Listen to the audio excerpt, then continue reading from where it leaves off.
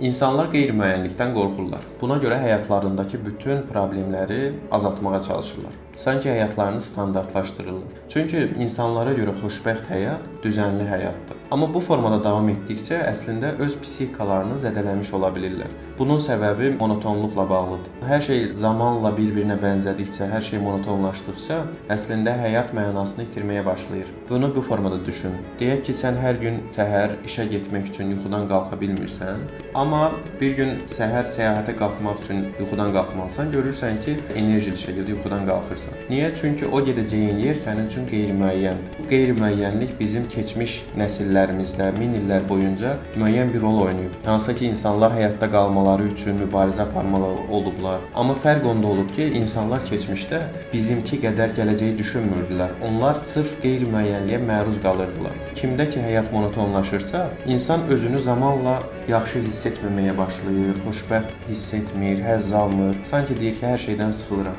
Ona görə də biz əslində həyatımızda hər şeyi standarta gətirərək bir növ psixikanın iş prinsipini pozmuş ola bilərik. Ona görə də müəyyən şeylər həyatımızda qeyri-müəyyən olaraq qalmalıdır.